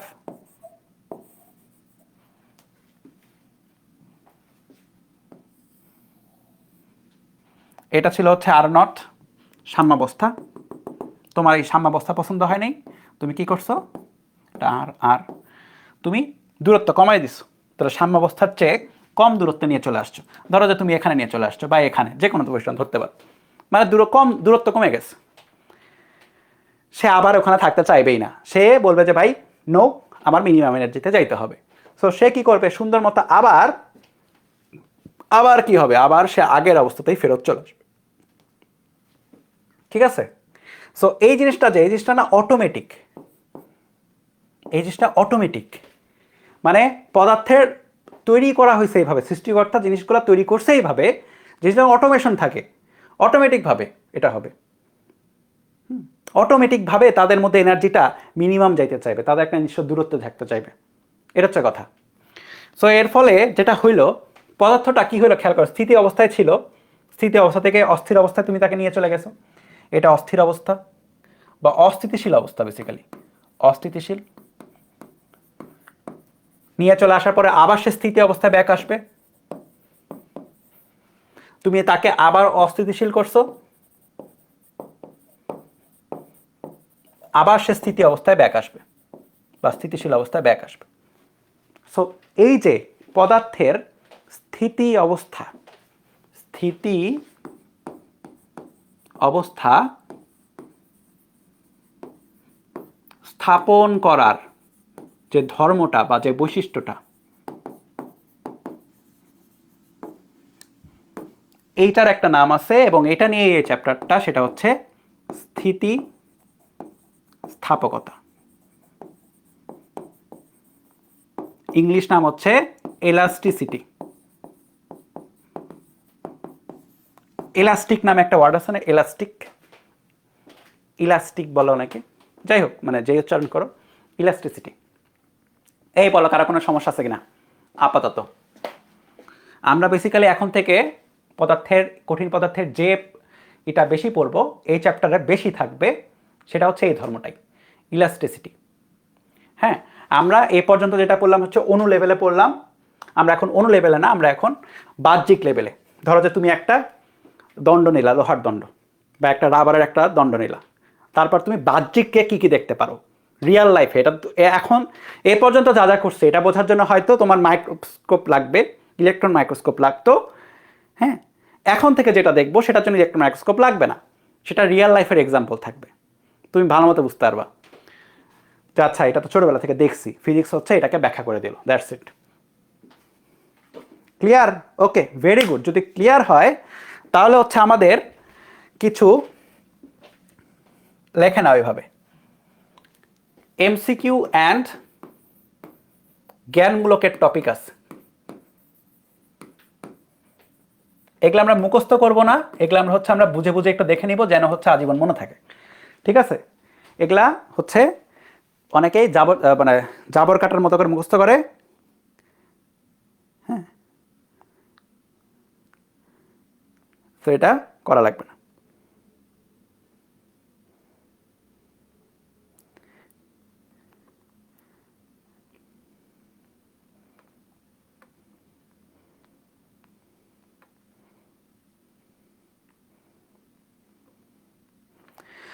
ওকে, চলো একটু একটু দাঁড়াও তো, একটা জিনিস একটু জাস্ট ওয়েট, একটু জাস্ট ওয়েট ওয়েট, জিনিস একটু জাস্ট চেক দিই, একটু সরি। হ্যাঁ,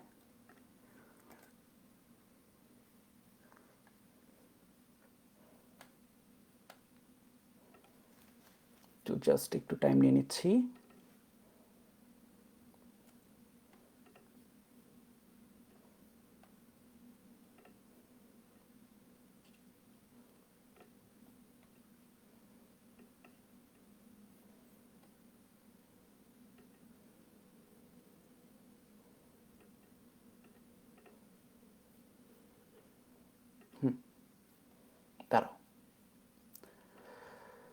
দাঁড়াও দাঁড়াও দাঁড়াও দাঁড়াও, জাস্ট একটু দাঁড়াও, এখানে কই গেলাম, একটা জিনিস আর কি।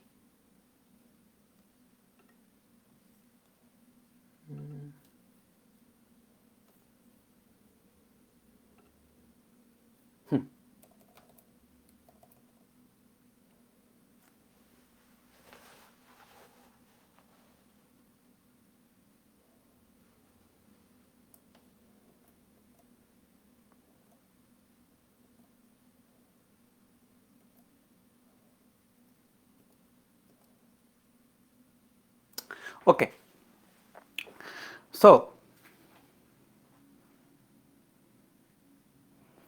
লেখো লেখো যে তোমার, আমরা যে যে বল প্রয়োগ করে বস্তুর বিকৃতি ঘটাচ্ছি না, মানে আমরা বল প্রয়োগ বিকৃত করে দিচ্ছি, দ্যাটস মানে কি বিকৃতি, যদি বাংলা বলো বিকৃতি।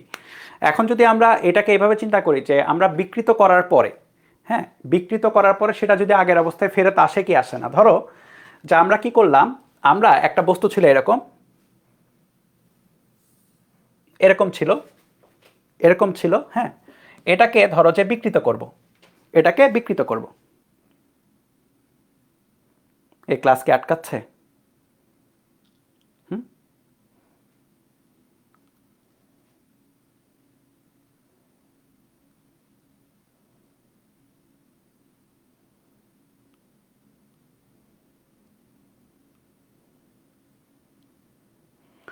তাহলে দেখো আমরা কি করলাম, এটাকে বিকৃত করলাম। এই বিকৃত করার পর তিনটা কেস হইতে পারে, তিন রকমের ফলাফল হইতে পারে, তিন রকমের ফলাফল। তাহলে এখন রেজাল্ট ওয়ান, রেজাল্ট ওয়ানে যেটা আমরা দেখব যে এমন যদি হয় যে বস্তুটা বিকৃত হওয়ার পরে, হ্যাঁ, একটু অ্যাব্রো থ্যাব্রোভাবে থেকে যায়, মানে যেটা হয়েছে যে খেয়াল করে দেখো, বিকৃত, এটা আচ্ছা চিত্র না আঁকাই, লিখে দিই, বিকৃত হওয়ার পর বল অপসারণে, খেয়াল করে দেখো আমরা কিন্তু বল প্রয়োগ করে বিকৃত করব, তাই না? বল অপসারণে পারফেক্টলি আগের অবস্থায়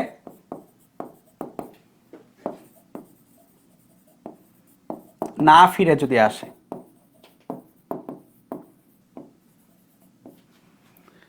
এরকম একটা রেজাল্ট হতে পারে। পারফেক্টলি আগের অবস্থায় বলতে ধরো যে তুমি একটা, ধরো যে এটা হচ্ছে রাবারের, ধরো তুমি বিকৃত করে বল অপসারণ করে দিলা, তখন মনে করো যে জিনিসটা কি আগের অবস্থায় আসলো না, একটু অন্যরকম হয়ে থাকলো আর কি, তখন এই টাইপের বস্তুটাকে বলা হবে হচ্ছে প্লাস্টিক বস্তু, প্লাস্টিক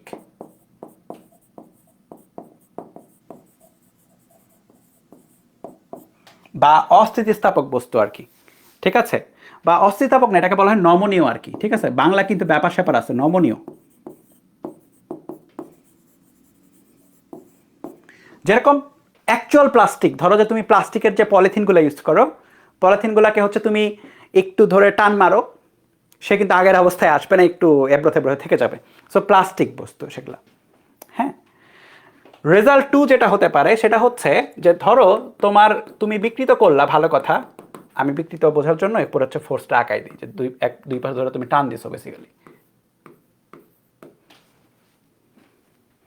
তুমি বিকৃত করলা এবং বিকৃত হওয়ার পর বল অপসারণে পারফেক্টলি আগের অবস্থায় যদি ফেরত আসে, পারফেক্টলি আগের অবস্থায়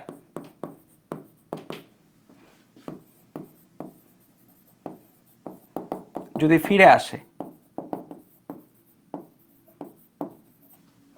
পারফেক্টলি যদি আগের অবস্থায় ফিরে আসে, এগুলাকে বলা হবে হচ্ছে পারফেক্টলি ইলাস্টিক বডি। ইলাস্টিক মানে কি? স্থিতিস্থাপক, স্থিতিস্থাপক, হ্যাঁ। তাহলে হচ্ছে পূর্ণ স্থিতিস্থাপক বস্তু, পূর্ণ স্থিতিস্থাপক বস্তু।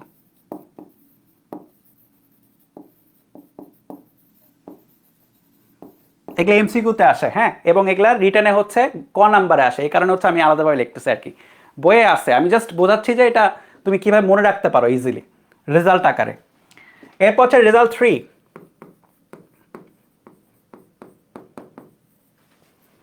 বল অপসারণে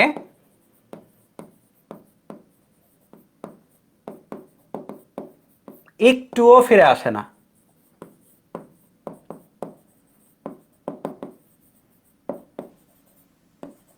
খেয়াল করো এটার এটার মধ্যে ডিফারেন্সটা কি তাইলে?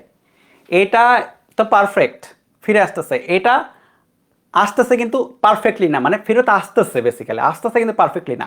এটা ভাই ফিরেই আসে না, এটা ফিরেই আসবে না। এটাকে বলা হয় পূর্ণ প্লাস্টিক বা পূর্ণ অস্থিতিস্থাপক বস্তু, মানে ফুল প্লাস্টিক বা ফুল নন ইলাস্টিক বস্তু। প্লাস্টিক বা ফুল নন ইলাস্টিক বস্তু, ঠিক আছে, পূর্ণ অস্থিতিস্থাপক বস্তু। সো এখন যদি এগুলা সংজ্ঞা আসে পারবো কিনা বলো? একটু ব্যাখ্যা করে বা একটু সুন্দর মতো লিখে দিলেই হবে। হ্যাঁ,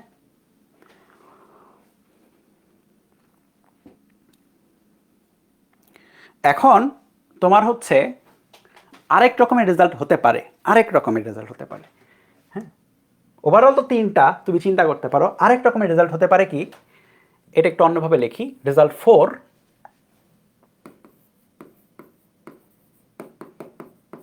বিকৃত করাই গেল না, করাই যায় না। যেরকম আমার হাতের মনে করো যে কি বলে যে এইটাকে আমি যতই বল প্রয়োগ করি না কেন, আমি নিজে আমার পক্ষে বিকৃত করা সম্ভব না। তবে হ্যাঁ, তুই কোনো একটা মেশিন ধরে টানলে করা সম্ভব। হ্যাঁ, কিন্তু এইটা যেটা মেশিন ধরে দিলেও করা সম্ভব না, মেশিন ধরে দিলেও করা সম্ভব না। তবে এখানে ব্যাপার আছে, তাহলে কি এই বস্তু এরকমই থাকবে? মনে করো যে পৃথিবী ধ্বংস হয়ে গেলে বস্তু ধ্বংস হবে না? অ্যান্সার ইজ নো, এটা ভেঙে যেতে পারে, বস্তু ভেঙে যেতে পারে কিন্তু বিকৃত হবে না। মানে বস্তু প্রসারিত হচ্ছে না, বুঝো কিন্তু, ভাঙবে কিন্তু মস্কাবে না, এটা হচ্ছে কথা। থাকে না অনেকে যে ভাঙে না, ভাঙে না মানে ভাঙবে মস্কাবে না, ওই রকম জিনিসটা ভেঙে যাবে। মনে করো কাঁচ, উদাহরণ হচ্ছে কাঁচ। হ্যাঁ, এক্সাম্পল হচ্ছে কাঁচ। তুমি কখনো দেখছো কাঁচের কোনো গ্লাসকে ধরে একদম তুমি প্রসারিত করে ফেলছো? হয় না। চিন্তা করছো কখনো এটা সম্ভব? সম্ভব। এক সময় সম্ভব, যখন সেটা গলিত অবস্থায় থাকে, যখন কাঁচকে শেপ দেওয়া হয়। ধরো যে গ্লাস ফ্যাক্টরিতে তুমি একটা গ্লাস বানাচ্ছ, পানির গ্লাস বানাচ্ছ, তখন কি করা হয়, তখন হচ্ছে এটাকে তরল যখন থাকে তখন ওই শেপটা দিয়ে দেওয়া হয়। কিন্তু যখন সেটা কঠিন হয়ে যায়, আমরা কঠিন নিয়ে আসি কিন্তু, আমরা কিন্তু তরল অবস্থাতে নাই, আমরা কঠিন নিয়ে আসি।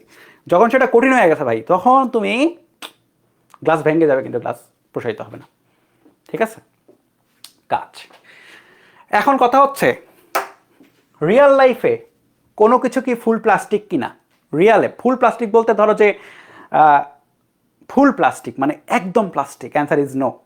প্রকৃতিতে কোনো কিছুই পারফেক্ট না, এটাও কিন্তু ট্রু। প্রকৃতিতে কোনো কিছু পারফেক্ট না, প্রকৃতিতে এটাও কোনো কিছু পাবা না। ইভেন প্রকৃতিতে পারফেক্টলি তোমার হচ্ছে এই রকম বস্তু পাওয়া যায় না যে বিকৃতি ঘটে না।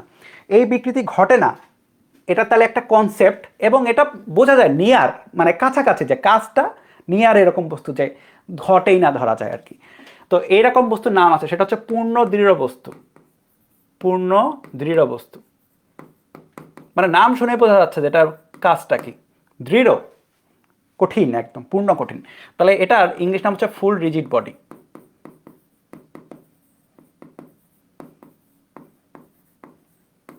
ঠিক আছে, ফুল রিজিড বডি। এই বলে এই পর্যন্ত কারো কোনো সমস্যা আছে কিনা?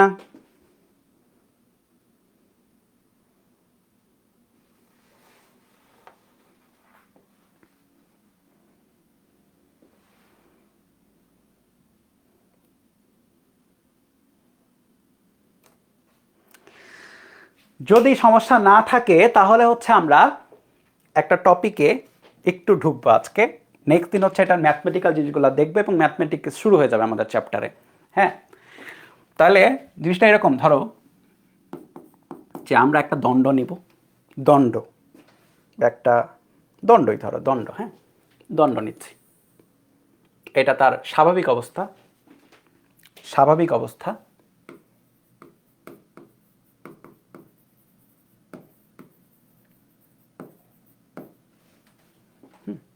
স্বাভাবিক অবস্থা,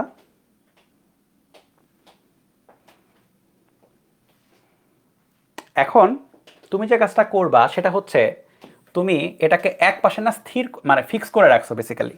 তুমি দণ্ডটাকে এক পাশে একটা ধরো যে দেওয়ালে বা কিছুতে একটাতে বেঁধে রাখছো এক পাশে ফিক্স করা।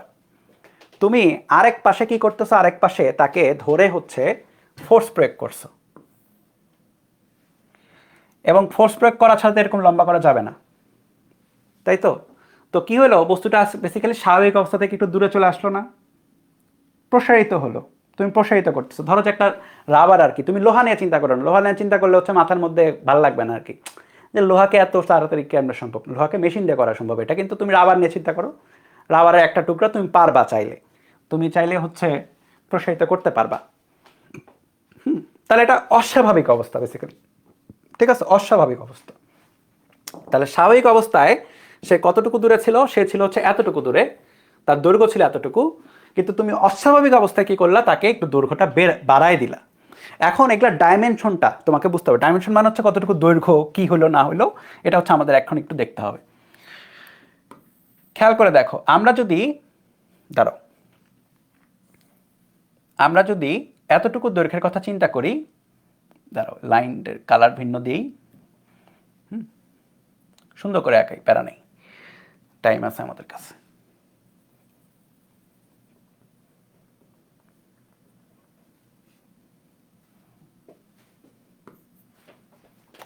এই হাতের এলটা হচ্ছে বস্তুর আদি দৈর্ঘ্য।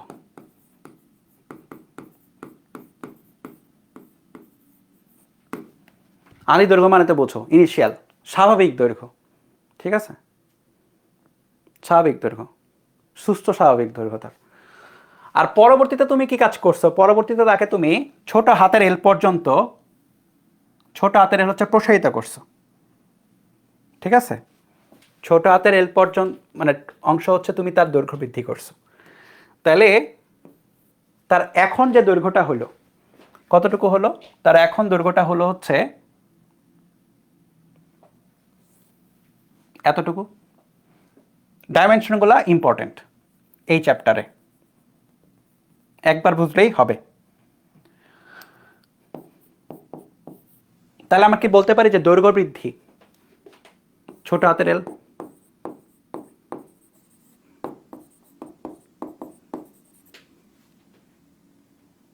ঠিক আছে। তাহলে আমি কি বলতে পারি এল প্লাস এল যেটা, সেটা হচ্ছে শেষ দৈর্ঘ্য বা নতুন দৈর্ঘ্য যাই বলো, বা প্রসারিত দৈর্ঘ্য, যা ইচ্ছা তাই বলতে পারো, প্রসারিত দৈর্ঘ্য বলতে পারো, নতুন দৈর্ঘ্য বলতে পারো, শেষ দৈর্ঘ্য বলতে পারো। আচ্ছা, এবার দুইটা সিনারিওর কথা চিন্তা করো।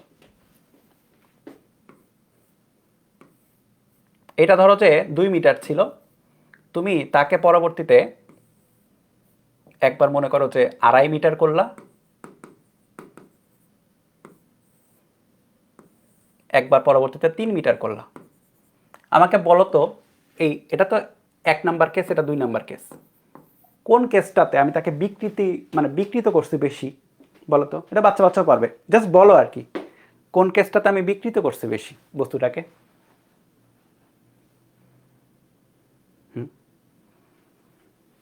1 নাম্বার কেস না 2 নাম্বার কেস? বলো তো, বিকৃত করছি বেশি কোথায়?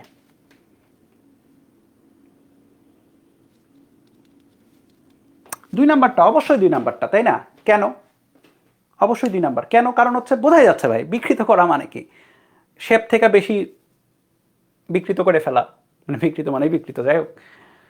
তাহলে এই যে তুমি দেখে বুঝতে পারতেছো বা তুমি ফিল করে বুঝতে পারতেছো, এই জিনিসটাকে না আমাদের হচ্ছে ম্যাথমেটিক্যালি প্রকাশ করতে হবে যে কতটুকু আমি বিকৃত করলাম।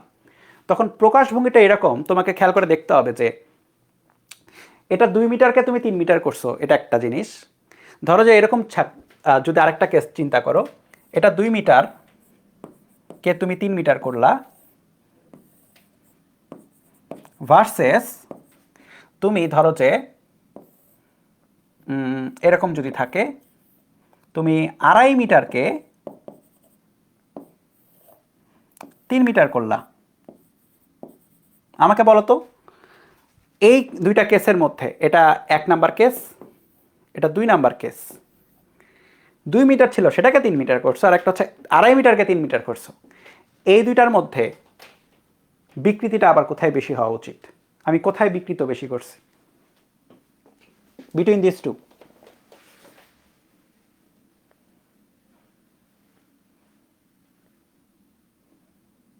কেস 1, তাই না? মানে তুমি বুঝতেই পারছো যে এখানে আমাকে এফোর্ট কম দেওয়া লাগছে, 2.5 মিটার ছিল 3 মিটার করছো, কিন্তু এখানে আমার এফোর্ট বেশি দেওয়া লাগছে। তার মানে তুমি এটা শিওর যে অ্যাকচুয়ালি এখানে কি বলে যে বিকৃতি যে জিনিসটা কিন্তু আদি অবস্থার উপরও ডিপেন্ডেন্ট, কারণ শেষ অবস্থা দুইটার সমান, কিন্তু তোমরা নিজেরাই বললা যে ভাই এখানে আদি অবস্থাটা একটু বেশি ছোট ছিল, একটু বেশি বড় করা লাগছে। সো আদি অবস্থার উপর ডিপেন্ডেন্ট, এবং ডিপেন্ডেন্ট হচ্ছে কার উপরে? যে আমি কতটুকু হচ্ছে তাকে প্রসারিত করছি তার উপরে। সো বিকৃতি জিনিসটার মধ্যে দুইটা জিনিস আছে। তুমি যদি বিকৃতিটাকে ম্যাথমেটিক্যালি প্রকাশ করতে চাও, সেটা হচ্ছে বিকৃতির মধ্যে দুইটা ফ্যাক্টর থাকবে। একটা হচ্ছে আদি অবস্থা, এবং আরেকটা হচ্ছে প্রসারণের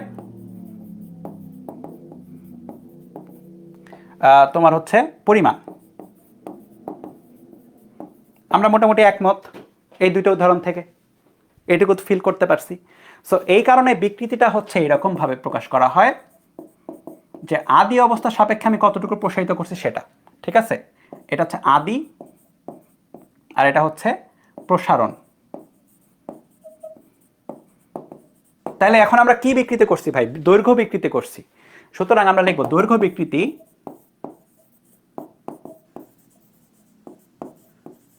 ইকুয়াল টু হচ্ছে আদি দৈর্ঘ্যের সাপেক্ষে আমি কতটুকু প্রসারণ করছি সেটা। আদি দৈর্ঘ্য আর উপর হচ্ছে প্রসারণ। দেখো কারো কোনো আপত্তি আছে কিনা? কিছুই না, আমরা সাহিত্যের মতো করে ফিজিক্স পড়তেছি, আর কিছুই না, সাহিত্য আর কি। আমি আদি অবস্থার সাপেক্ষে কতটুকু প্রসারণ করলাম সেটা। আচ্ছা, আমাকে কেউ বলতে পারবে এটা দেখে দৈর্ঘ্য বিকৃতির এককটা কি?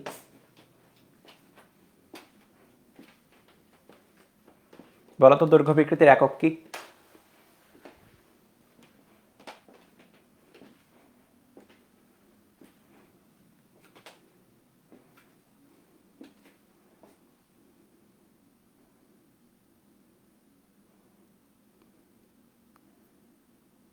ভেরি গুড, কোনো একক নাই, কারণটা এটাও আসবে মিটার, এটাও আসবে মিটার। সো এটাও মিটার, আচ্ছা এবার লিখি, এটাও মিটার,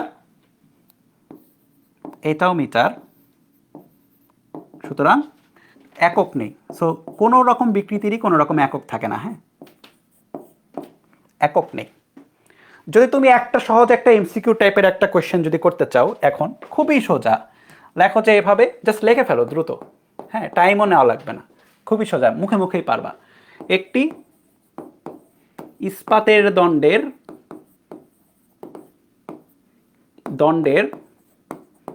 দৈর্ঘ্য 2 মিটার, হ্যাঁ, প্রসারিত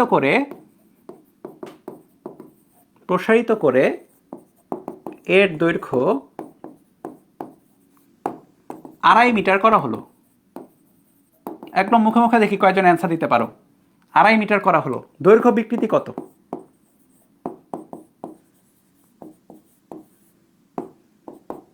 মুখে মুখে দেখি কয়জন পারে। মুখে মুখে মুখে মুখে 30 সেকেন্ডও লাগবে না, তাও 30 সেকেন্ড। বলো দৈর্ঘ্য বিকৃতি কত? কিরে কি হলো? Sorry sorry sorry sorry.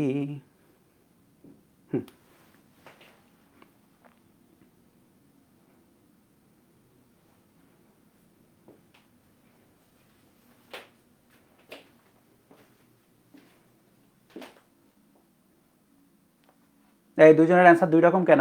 ঠিকঠাক চিন্তা করে বলো। দৈর্ঘ্য বিকৃতি মানে কত? দৈর্ঘ্য বিকৃতি মানে হচ্ছে দৈর্ঘ্য প্রসারণ বাই আদি দৈর্ঘ্য। দৈর্ঘ্য প্রসারণ এখানে কতটুকু খেয়াল করো। নতুন দৈর্ঘ্য 2.5, আর পুরনো কত ছিল? 2 ছিল, তাই না? আর আদি দৈর্ঘ্য 2, তাহলে খেয়াল করো দণ্ডের আদি দৈর্ঘ্য এটা, কিন্তু কতটুকু প্রসারিত করছো? 2.5 মাইনাস 2, 0.5/2 বা 1/4 বা 0.25। একক থাকবে না, এই দেখছো তো, একক লিখতে গেলেই ভুল হবে। একক নাই, কোনো একক নাই। হ্যাঁ, 0.25, ভেরি গুড।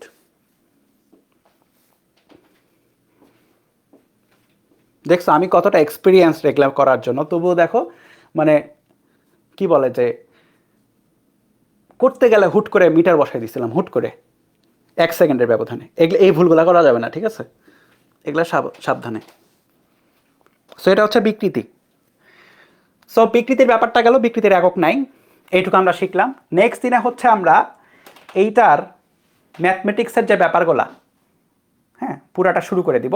নেক্সট দিনে অনেক ম্যাথ থাকবে, অনেক বলতে অনেক, মানে এই টপিকের উপরে অনেক ম্যাথ আছে, ঠিক আছে? জাস্ট হচ্ছে প্রসারিত করা, এই টপিকের উপর হিউজ ম্যাথ আছে। সো এটা আমাদের করতে হবে। তো নেক্সট দিনের জন্য চলে আসবা। আর আজকে লাস্টের দিকে যতটুকু পড়ছি আর নেক্সট দিনের 1 ঘন্টা যতটুকু পড়বো কুইজ থাকবে। ওকে, থ্যাংক ইউ।